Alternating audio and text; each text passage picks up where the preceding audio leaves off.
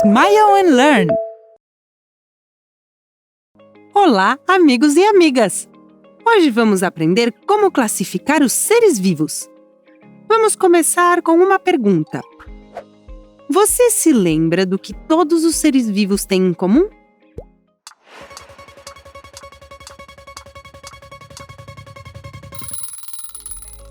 E a resposta é que todos eles realizam as funções vitais. E você se lembra quais são as funções vitais? Uma pista, são 3.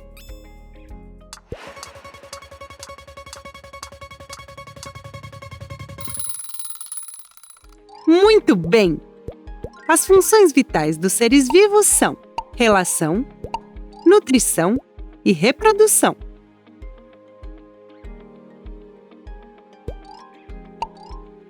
Bem, vamos direto ao ponto. Existem muitas maneiras de classificar os seres vivos, mas a mais comum é agrupá-los em reinos. No total, existem 5 reinos: o reino animal, o reino vegetal, o reino fungi, o reino das bactérias, chamado de reino Monera, e o reino protista, também chamado de proctista. Esta divisão é feita dessa forma, pois os seres vivos de cada reino possuem características comuns e diferenças significativas com os seres vivos de outros reinos. Vamos aprofundar um pouco mais. Reino animal. O primeiro reino sobre o qual vamos falar é o reino animal. Existem muitas espécies de animais. Eu tenho certeza que vocês conhecem várias, mas vocês sabiam que nós, seres humanos, também somos animais? Vamos ver algumas características do reino animal. Os animais são seres pluricelulares, ou seja, são formados por mais de uma célula. Que interessante! Todos os animais são heterotróficos, o que significa que se alimentam de outros organismos para conseguir as substâncias que precisam para sobreviver. Outra característica importante do reino animal é que quase todos eles podem se locomover por conta própria. Então, as características do reino animal são as seguintes: são seres pluricelulares, heterotróficos e quase todos se locomovem por conta própria voluntariamente.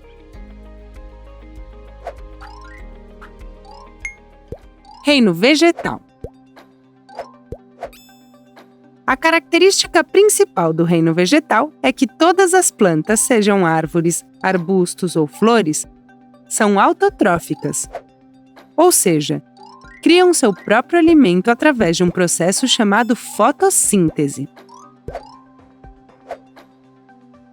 Também são pluricelulares, que, como estávamos dizendo, significa que são formadas por mais de uma célula.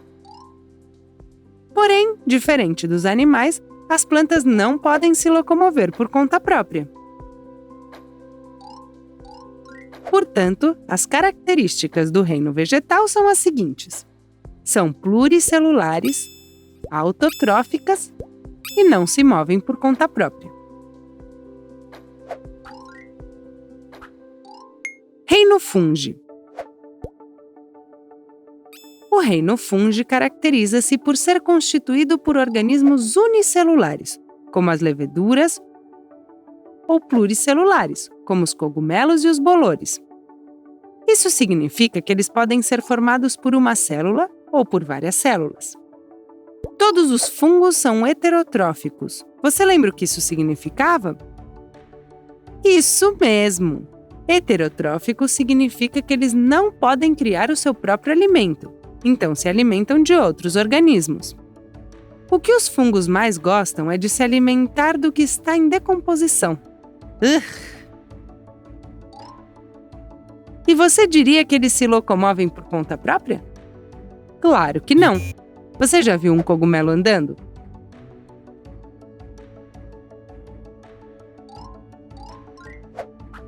Resumindo, as características do reino fungi são as seguintes: podem ser tanto unicelulares quanto pluricelulares, são heterotróficos e não se locomovem por conta própria.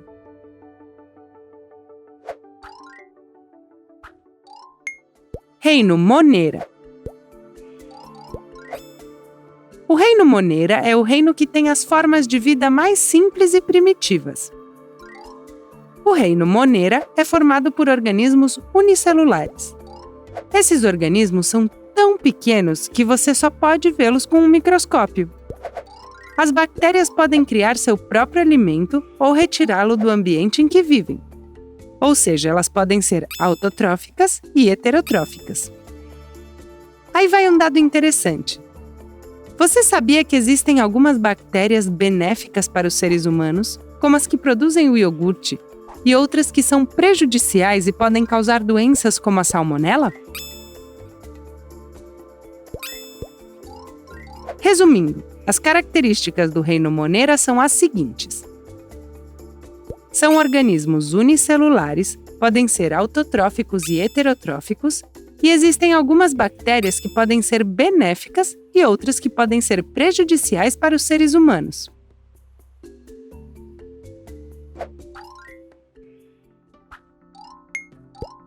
Reino protista ou proctista. Para terminar, vamos falar sobre o reino protista, também chamado de reino proctista, que inclui os protozoários e as algas. Os organismos deste reino podem ser unicelulares, como os protozoários e muitos tipos de algas, que só podem ser vistos com um microscópio, ou pluricelulares, como muitos outros tipos de algas.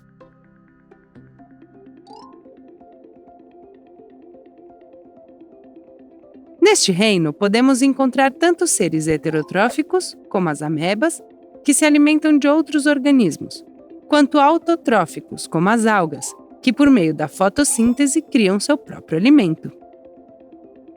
Vamos pegar nosso caderno mais uma vez. As características do reino protista ou proctista são as seguintes. Eles podem ser organismos unicelulares e pluricelulares, e também podem ser autotróficos e heterotróficos. Uau! Quantas coisas aprendemos sobre os reinos dos seres vivos! Espero que tenham se divertido tanto quanto eu. Tchau!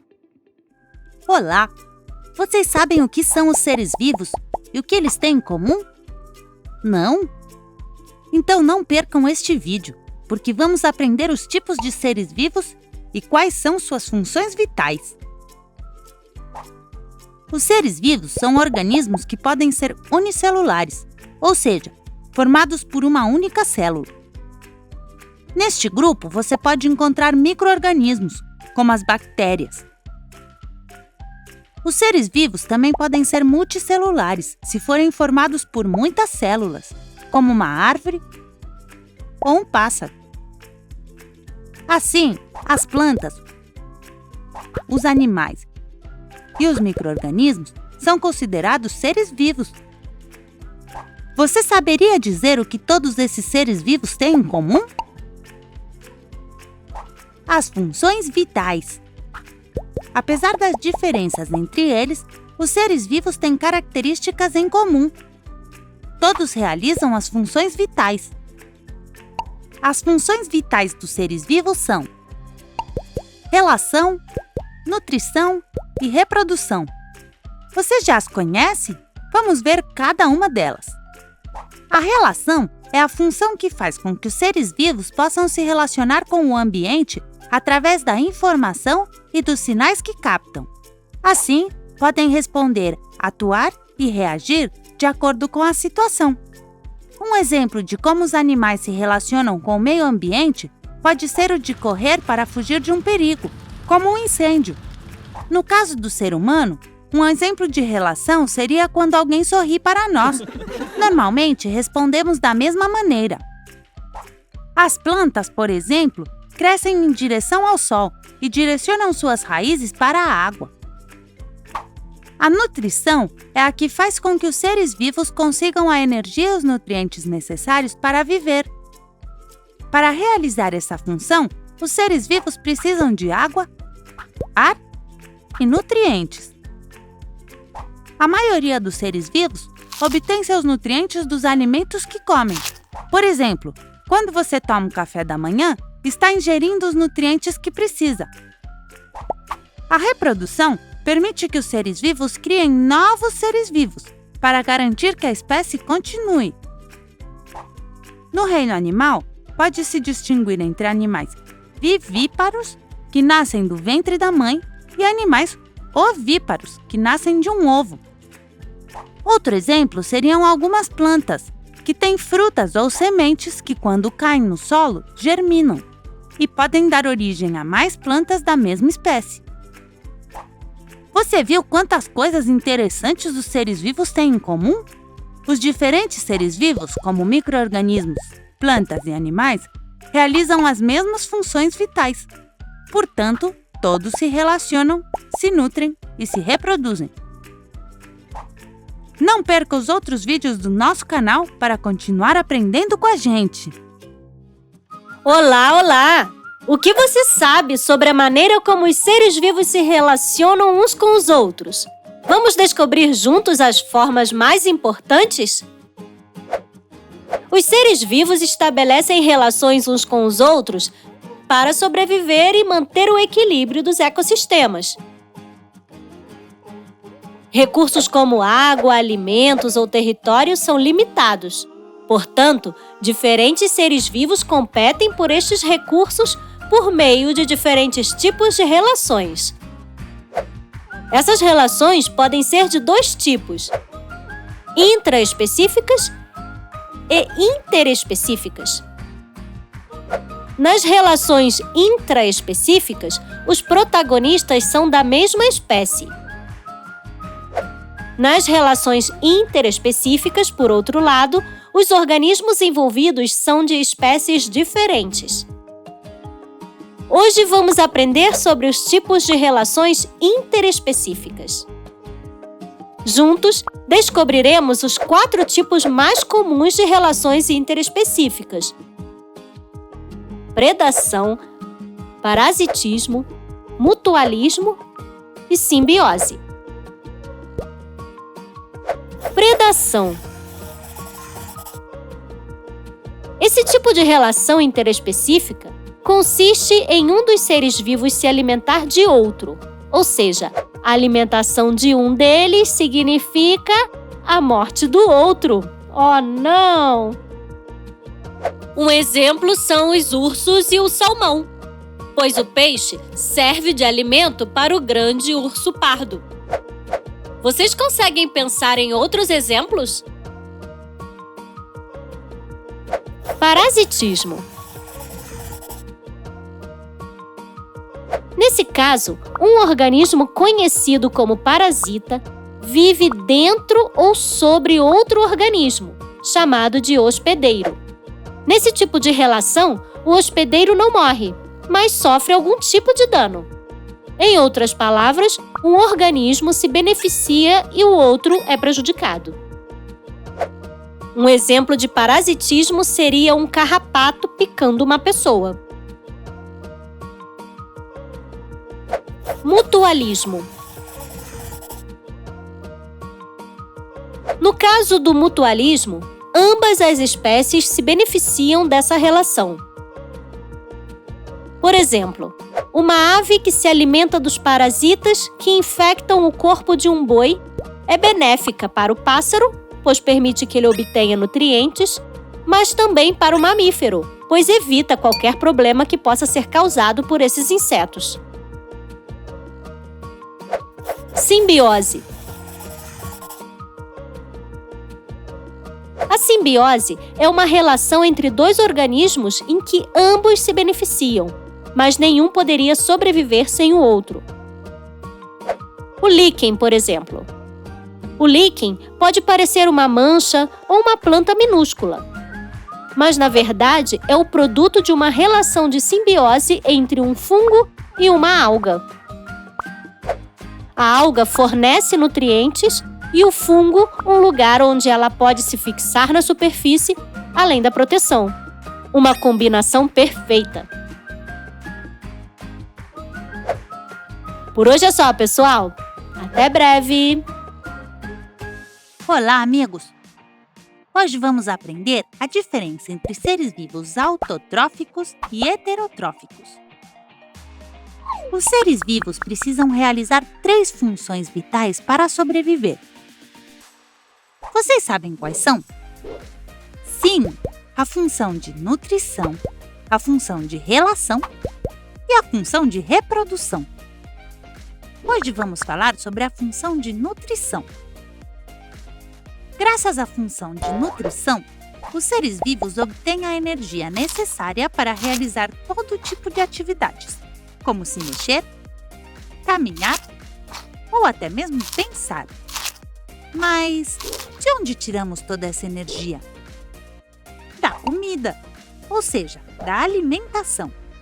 De acordo com a sua alimentação, os seres vivos podem ser classificados em 2 grandes grupos: seres vivos autotróficos e seres vivos heterotróficos. A palavra autotrófico tem um significado específico. Auto significa por si próprio e trófico significa alimentação. Isso significa que os seres vivos autotróficos produzem seu próprio alimento para obter a energia que precisam no dia a dia. Ou seja, os seres vivos autotróficos são produtores do seu próprio alimento. Um exemplo de seres vivos autotróficos são as plantas, que realizam o processo de fotossíntese para obter energia e alimento. A palavra heterotrófico também tem um significado específico. Hetero significa diferente, trófico significa alimentação.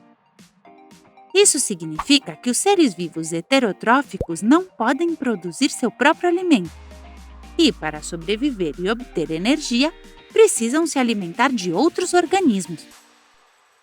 Um exemplo de seres vivos heterotróficos são os animais, entre os quais encontramos o ser humano, que deve ingerir alimentos para obter a energia que precisa para o seu dia a dia. Como vimos, existem seres vivos autotróficos, que podem produzir seus próprios alimentos, e heterotróficos, que precisam obter nutrientes de outros organismos. Agora vocês já sabem a diferença. Até mais, pessoal! Olá, olá! Como vocês estão hoje? Tenho uma pergunta para vocês. Vocês gostam de comida? Eu adoro! Os alimentos nos dão a energia de que precisamos para brincar, estudar, pensar e ser saudáveis. Acho que vocês já sabem que sem comida, nem nós nem qualquer outro ser vivo poderia sobreviver. Nós, seres vivos, obtemos energia dos alimentos que ingerimos. Alguns podem produzir seu próprio alimento, enquanto outros obtêm energia alimentando-se de plantas ou outros animais. A maneira como a energia passa de um ser vivo para outro é chamada de cadeia alimentar ou cadeia trófica. Vocês já ouviram falar das cadeias alimentares? Vamos dar uma olhada nelas agora, mas estou ficando com um pouco de fome. Então, primeiro vou dar uma mordida nas minhas costelinhas de cordeiro. Que delícia! Então, o que é uma cadeia alimentar ou cadeia trófica? É um processo que mostra como os seres vivos estão conectados pelo que comem. Em outras palavras, mostra como as plantas e os animais dependem um dos outros para se alimentar. Eu faço parte de uma cadeia alimentar neste exato momento. Vamos ver como é a cadeia alimentar quando eu como as minhas costelinhas. No primeiro nível, temos a grama, uma planta que produz seu próprio alimento por meio da fotossíntese. Em seguida, no segundo nível, temos o cordeiro, que se alimenta da grama. O último nível é formado por mim, que como a costela que obtemos do cordeiro. Existem muitas cadeias alimentares. Vamos dar uma olhada em outro exemplo, um pouco mais complexo. Imaginem uma linda flor, Quando a flor precisa de energia, ela obtém do sol, da água e dos nutrientes do solo por meio da fotossíntese. Quando uma lagarta estiver com fome, ela se alimentará dessa flor. Mas aí um pássaro quer se alimentar e comerá essa lagarta. Então um coiote aparece e pega o pássaro. Essa história tem um final triste, mas isso acontece com todos os seres vivos. Depois de uma vida longa e feliz, nosso coiote morre. Mas não se preocupem, pois é aí que a história fica interessante. Agora é a vez das bactérias e dos fungos, que não vemos, mas que estão por toda parte. São eles que comerão o corpo do coiote. Ao fazerem isso, eles transformam o coiote em nutrientes que as plantas podem usar para fazer seu próprio alimento. Incrível, não é mesmo? E assim, a cadeia alimentar é reiniciada. Como vocês podem ver, as cadeias alimentares têm níveis diferentes, que chamamos de níveis tróficos. Vamos descobri-los. As cadeias alimentares podem começar com uma planta, ou produtor, que é autotrófico, ou seja, produz seu próprio alimento. No exemplo acima, a flor é o produtor. Mas, como sabemos, nem todos os seres vivos podem produzir seu próprio alimento. Esse é o caso dos heterotróficos, que são aqueles que se alimentam de outros seres vivos. Esses animais que se alimentam do produtor são chamados de consumidores primários. Nessa cadeia alimentar, a lagarta é o nosso consumidor primário. Em seguida, outro animal comerá esse consumidor primário. Eles são chamados de consumidores secundários, como o pássaro desta cadeia alimentar. Os animais que se alimentam dos consumidores secundários são chamados de consumidores terciários, como é o caso do coiote em nosso exemplo. Por fim, os fungos e as bactérias que decompõem os consumidores terciários quando eles morrem são os decompositores. Eles são essenciais porque fazem com que a cadeia alimentar volte a funcionar. Graças a eles, a cadeia recomeça. Lembrem-se de que todos os seres vivos precisam de energia para viver. Uma cadeia alimentar nos ajuda a ver de onde os seres vivos obtêm sua energia. Há diferentes níveis dentro das cadeias alimentares. Vamos ver se vocês conseguem colocá-los em ordem.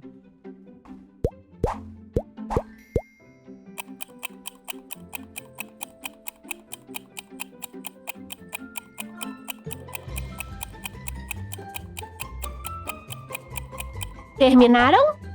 Vamos ver se vocês acertaram. Primeiro, temos os produtores. Os consumidores primários comem os produtores, que serão comidos pelos consumidores secundários e, em seguida, os consumidores secundários serão comidos pelos consumidores terciários. E quem se encarrega de garantir que o ciclo comece novamente? Exatamente! Os decompositores farão isso comendo os consumidores terciários. Uau! Como as cadeias alimentares são interessantes! Hoje vimos alguns exemplos, mas lembrem-se de que há muitas cadeias alimentares em nosso planeta. Vamos vê-las no próximo episódio. Não percam! Até logo! Oi! Como vocês estão hoje? Estão com fome? Eu estou um pouco. Mas aqui está meu lanche. Que delícia!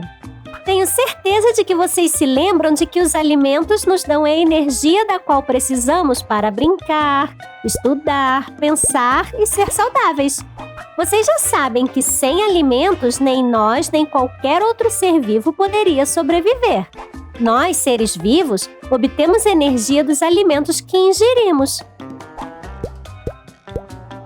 O processo de como os seres vivos dependem um dos outros para se alimentar é chamado de cadeia alimentar ou cadeia trófica.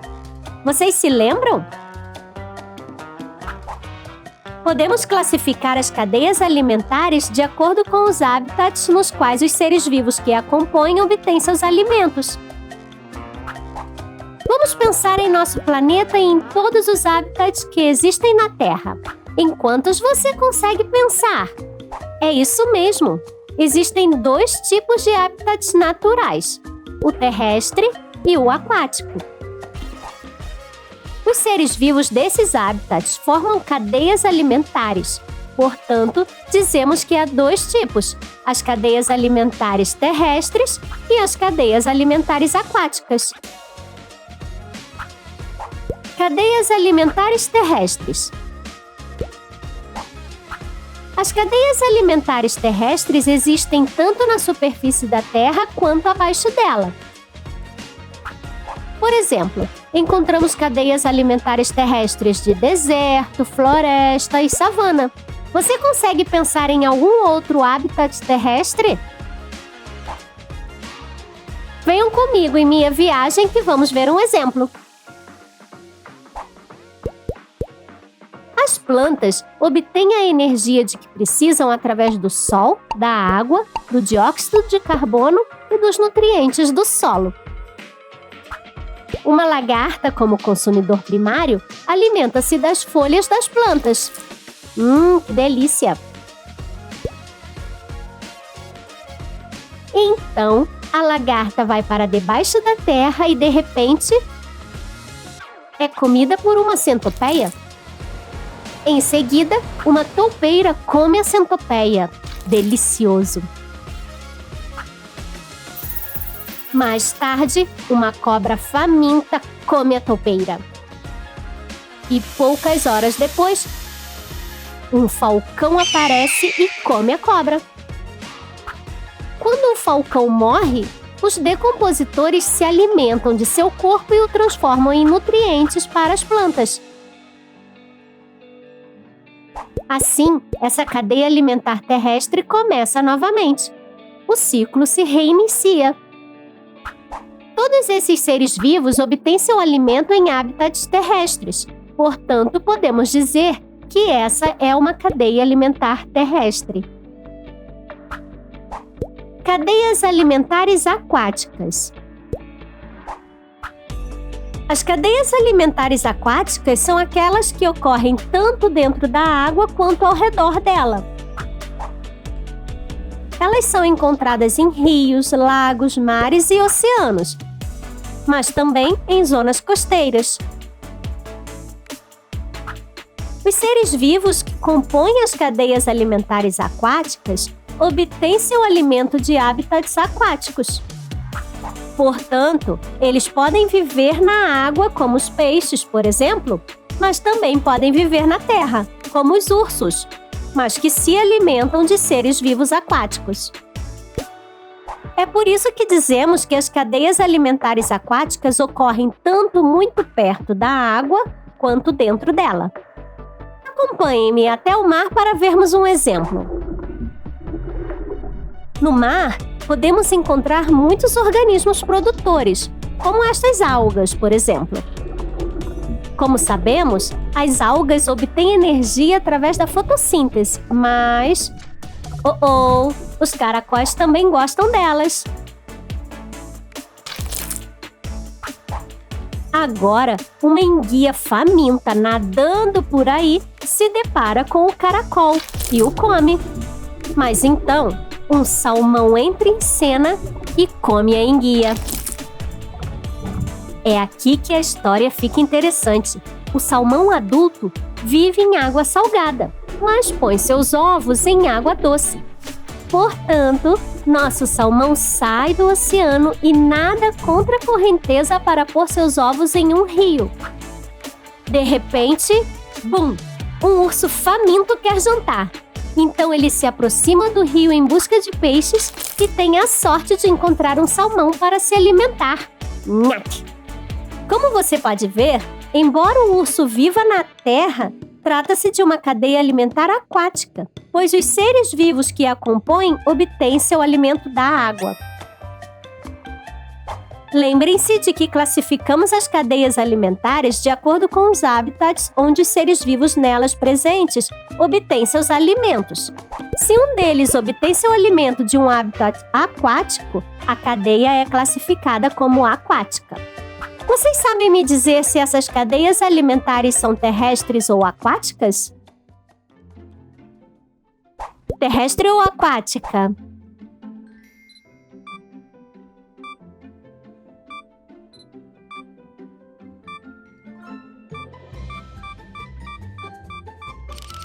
Terrestre, porque os seres vivos que a compõem obtêm seu alimento de hábitats terrestres. Vamos para a próxima. Terrestre ou aquática?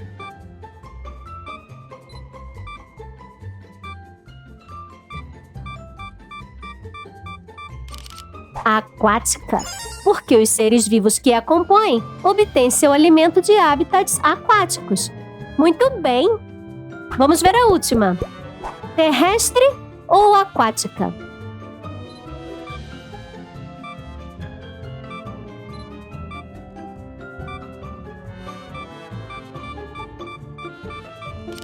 Aquática, porque, embora o urso viva em um habitat terrestre, ele e os outros seres vivos que compõem essa cadeia obtêm seu alimento de hábitats aquáticos. Excelente! Vocês se saíram muito bem! Uau! Como são interessantes as cadeias alimentares! Neste vídeo, vimos uma maneira de classificá-las, mas ainda há muito mais a aprender. Vejo vocês no próximo episódio. Até logo! Olá, meninos e meninas! Como estão? Imaginem a seguinte situação.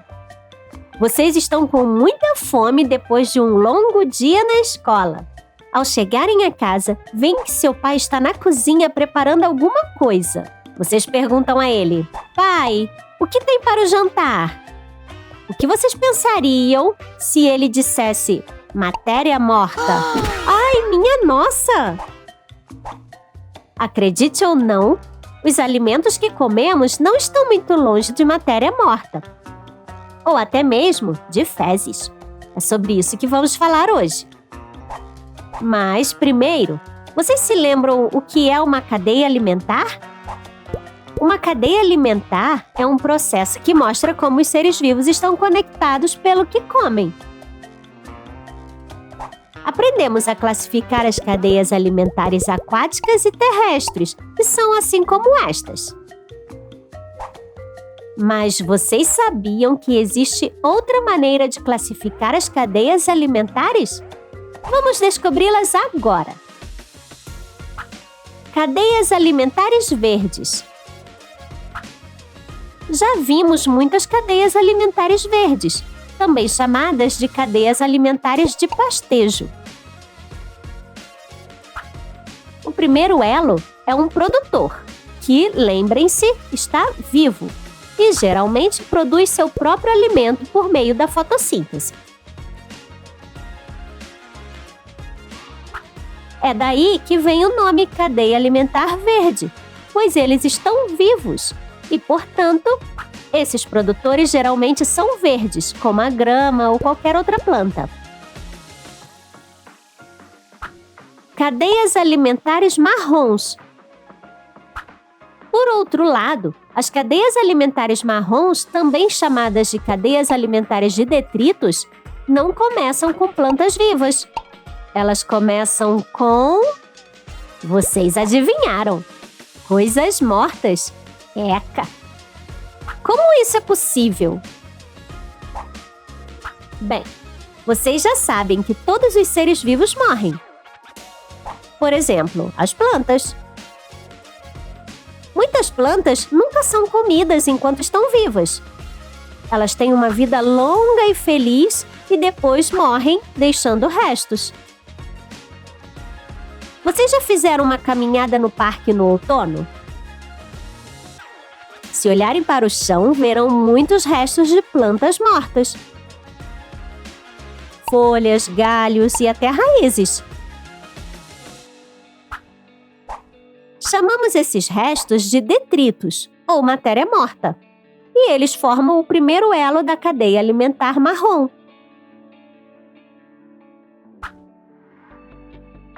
Aqui vemos como uma minhoca faminta come essa deliciosa matéria morta. Depois, uma galinha come a pobre minhoca.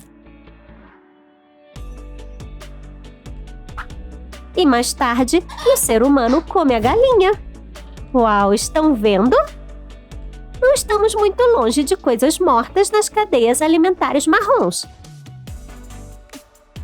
As cadeias alimentares marrons são extremamente importantes para sustentar os ecossistemas da Terra.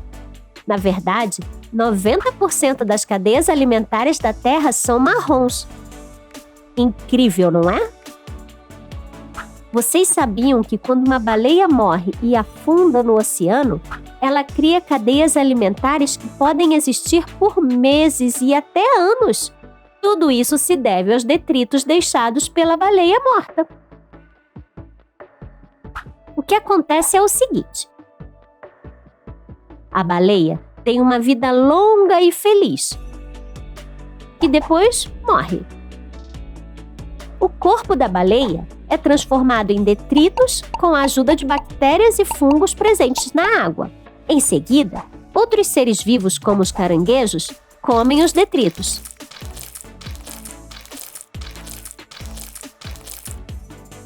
Depois, um peixe come um dos caranguejos, um polvo come o peixe e um tubarão come o polvo. Mais tarde, o tubarão morre, afunda no oceano e, com a ajuda dessas bactérias e fungos tão simpáticos, transformam-se em... Vocês adivinharam? Em detritos! Uma refeição deliciosa para um caranguejo faminto. E assim, a cadeia alimentar marrom começa novamente. Incrível, não é mesmo? Lembrem-se de que as cadeias alimentares verdes começam com plantas vivas e as cadeias alimentares marrons começam com matéria morta, sejam restos de plantas, restos de animais ou até mesmo fezes. Verde ou marrom?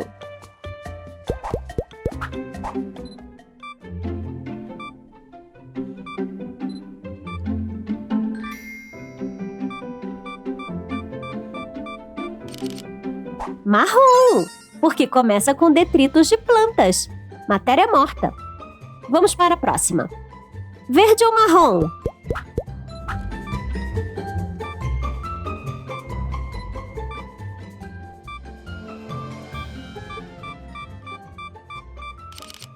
Verde, porque começa com grama, um produtor que está vivo. Vamos para a última?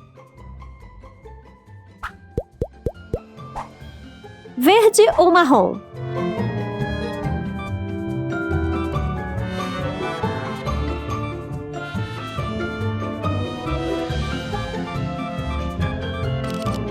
Marrom, porque começa pelos detritos ou restos da baleia. Entendem o que quero dizer? A maioria das cadeias alimentares é marrom.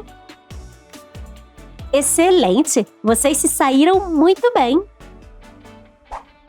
Portanto, mesmo que vocês não tenham vontade de comer matéria morta no jantar, os animais que comemos ou os animais que eles comeram antes, na verdade, se alimentaram dela.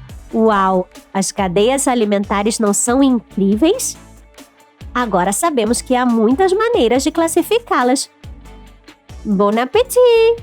Até a próxima! Olá, amigos e amigas! Hoje vamos fazer uma viagem muito interessante pelo interior dos seres vivos.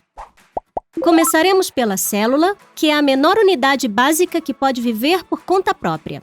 Depois, passaremos pelos tecidos, pelos órgãos, pelos sistemas e, por último, pelo organismo. Para conhecer a organização dos seres vivos, veremos o exemplo do corpo humano. Alguma vez vocês já pararam para pensar em como nosso corpo está organizado por dentro? Vamos descobrir! As funções vitais de um ser vivo são nutrição, relação e reprodução. A célula é a menor unidade básica que pode realizá-las. Todos somos formados por milhões de células.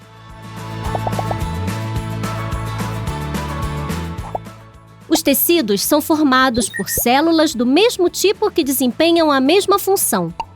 Existem 4 tipos de tecidos no nosso corpo: tecido conjuntivo, tecido epitelial, tecido muscular e tecido nervoso.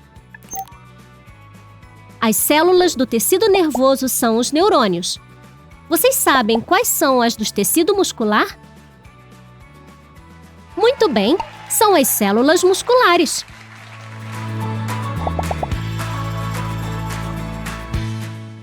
Os órgãos são formados por tecidos que trabalham juntos para conseguir a mesma função. Essa função que desempenham pode ser desde a locomoção, que, como sabemos, é o movimento, até as batidas do coração. Um exemplo de órgão são os músculos, formados pelo tecido muscular.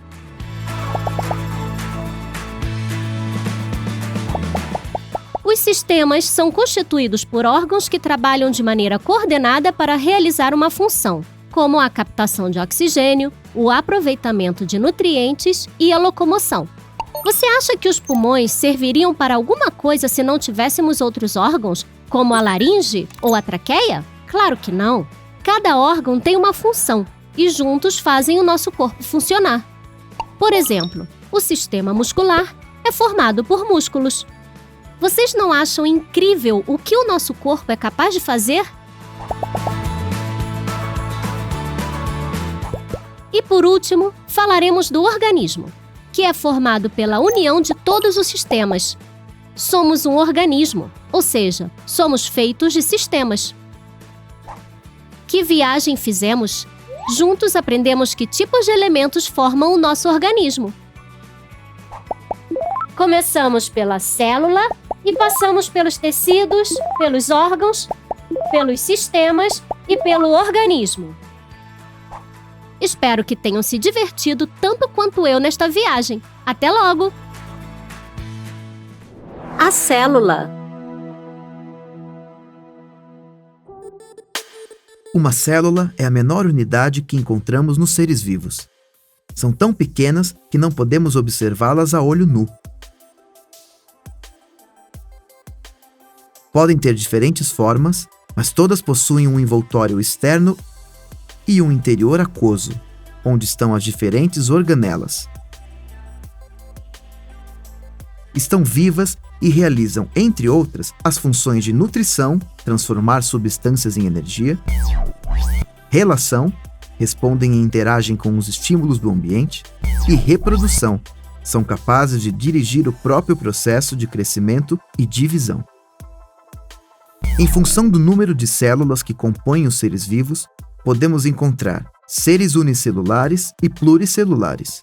Os seres unicelulares são indivíduos muito pequenos formados somente por uma célula. As bactérias são seres unicelulares. Os seres pluricelulares são indivíduos formados por uma grande quantidade de células. As árvores, os animais e os seres humanos são pluricelulares.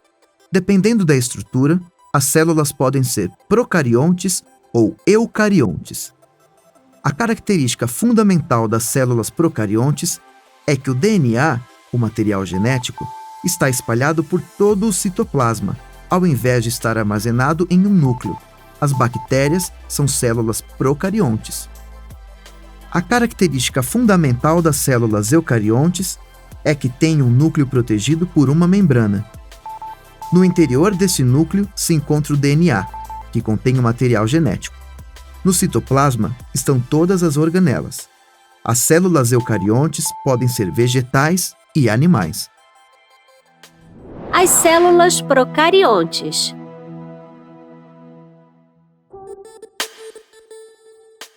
A característica fundamental das células procariontes é que o DNA, o material genético, está espalhado por todo o citoplasma, ao invés de estar armazenado em um núcleo. As bactérias são células procariontes.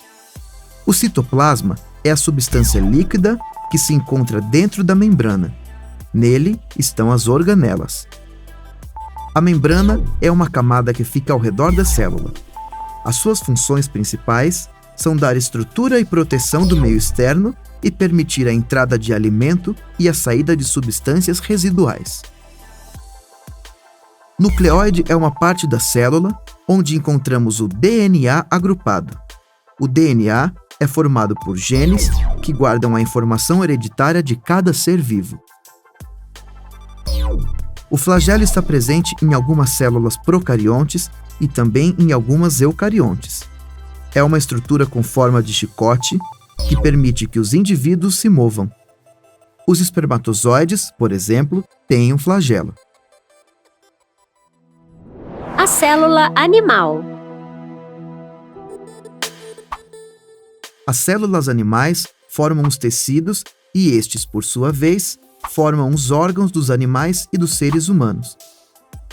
Dependendo do órgão e do sistema ao qual pertence, cada célula tem uma função específica. Uma célula animal é uma célula eucarionte. O DNA está no núcleo. O núcleo dirige o funcionamento da célula e é o lugar onde o DNA está armazenado. O DNA é formado por genes que guardam a informação hereditária. Quando um animal se reproduz, passa esse material genético para os filhos. Por isso, eles terão as mesmas características que os pais. A membrana é uma camada que fica ao redor da célula e a protege do exterior. A sua função principal é a nutrição, já que permite a entrada do alimento e a saída dos resíduos. O citoplasma é a substância líquida que se encontra dentro da membrana. Nele estão as organelas. A mitocôndria é a organela encarregada de produzir energia para toda a célula.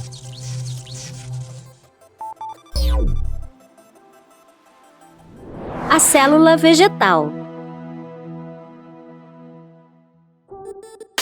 As células vegetais formam as plantas, árvores, flores, verduras ou frutas e são os responsáveis pelo crescimento e desenvolvimento destas. Os vegetais criam seu próprio alimento a partir da fotossíntese. Uma célula vegetal é uma célula eucarionte. O núcleo dirige o funcionamento da célula e é o lugar onde o DNA está armazenado. O DNA é formado por genes que guardam a informação hereditária. Quando a planta se reproduz, passa esse material genético para suas filhas. Por isso, as filhas terão características parecidas às da mãe.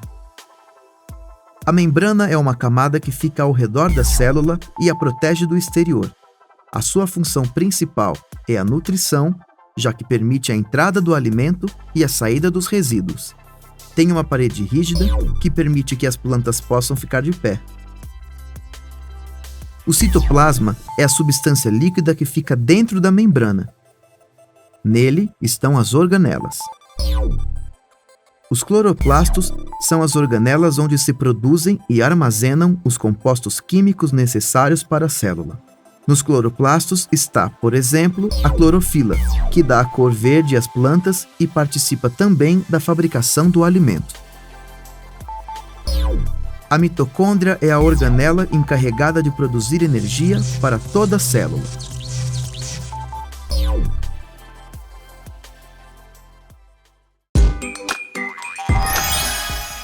Quantas coisas aprendemos em um único vídeo! Você sabia que tem muito mais? Imagine tudo o que você pode aprender.